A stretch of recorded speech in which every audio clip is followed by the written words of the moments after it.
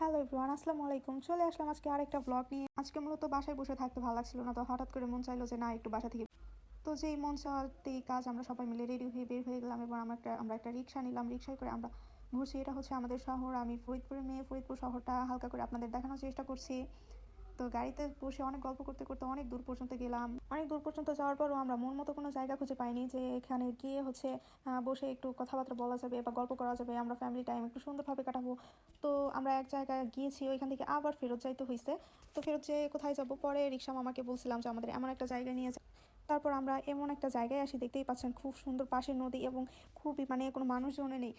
একবারে মনের আনন্দে সিঁড়ি বেয়ে নিচে নামতে লাগলাম পাশে রাস্তা, এবং রাস্তার পাশেই এরকম নদী ছিল। মনটা খুবই ভালো হয়ে গেছে এরকম নদী দেখে। তো নিজের মতো করে একটু বসলাম, সামনে দাঁড়িয়ে আছে, তেমন কোনো মানুষজনই নেই, খুবই নিরিবিলি একটা পরিবেশ ছিল। দেন হচ্ছে আমি একটু হাঁটাহাঁটি করলাম, তারপর সামনে দেখি যে ব্যাংক। তো ব্যাংক দেখে আমার হচ্ছে মাথা ঠিক নিয়ে আমি গিয়ে একটু বসলাম এবং একটু দুষ্টুমি করলাম বাচ্চাদের মতো। আসলে বাচ্চা বাচ্চা কোয়ালিটি আমার ভালোই লাগে। সাথে ছিল আমার মেয়ে, তো ওকে নিয়ে হচ্ছে একটু এনজয় করলাম। ওকে কাছে ডাকলাম, ওকে নিয়ে কিছু ছবিও তুললাম। এখানে এই জায়গাটা অনেক সুন্দর। এটা মূলত হচ্ছে পানকৌড়ি। এই জায়গাটার নাম হচ্ছে পানকৌড়ি, পানকৌড়ি বলে। সো গাইস, আপনারা যখন আপনাদের মন খুবই খারাপ থাকে, আপনারা নিঃসন্দেহে এখানে চলে আসলে আপনাদের মনটা অটোমেটিক্যালি ভালো হয়ে যাবে। এটা এমন একটা মনোমুগ্ধকর পরিবেশ। তারপর আমি হাঁটলাম, হাঁটতে হাঁটতে একবারে নদীর সামনে চলে গেলাম। নদীর সামনে গিয়ে তো আমার খুবই ভালো লাগছিল। এত সুন্দর একটা পরিবেশ। আমি গিয়ে ওখানে কিছু দাঁড়ালাম, কিছু সময় কাটালাম এবং খুবই ভালো লাগছিল। কি বলবো, আসলে এরকম একটা পরিবেশে দাঁড়িয়ে থাকা, মন খারাপের সময় চলে আসবেন সবাই। তো আমাদের এটা হচ্ছে আপনার হচ্ছে ফরিদপুর নদী গবেষণার পাশে এই জায়গাটা। আমি একটা ফুল তুললাম, ফুল তুলে এটা হচ্ছে আমার ক্যামেরাম্যান যে মেঘলাম, তাকে দিলাম এবং আমি গিয়ে ওখানে একটু সময় দাঁড়ালাম। তো ওখানে দাঁড়ানোর পর একটু হাঁটাহাঁটি করলাম, অনেক গল্প করলাম, চারপাশে পরিবেশ দেখছিলাম, খুবই ভালো লাগছিল। এবং এইটার পাশেই হচ্ছে একটা রেস্টুরেন্ট আছে। তো আমরা কতক্ষণ হাঁটাহাঁটি করার পর ভাবলাম যে আমরা ওইখানে যাবো এবং বসবো, কিছু খাবো দাবো।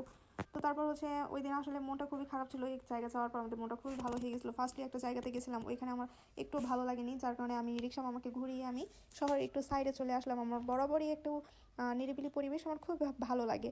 তারপর হচ্ছে আমরা এখান থেকে চলে গেলাম। অ্যান্ড এখান থেকে যাওয়ার পর যখন উপরে উঠলাম, উপরে দেখলাম যে একটা খাবার মেনু রেস্টুরেন্টের সামনেই দেওয়া আছে। যা যেটা ভালো লাগে সেটা গিয়ে একবার অর্ডার করবে। এখান থেকে বিল দেখে তারপর হচ্ছে আমরা ভিতরে যাওয়া। তো এই জায়গাটা দেখার পর আমরা হচ্ছে ভিতরের দিকে একটু দেখানোর চেষ্টা করবো। ভিতরের সাইডটা খুবই সুন্দর, খুবই সুন্দর, একবারে নিরিবিলি পরিবেশ।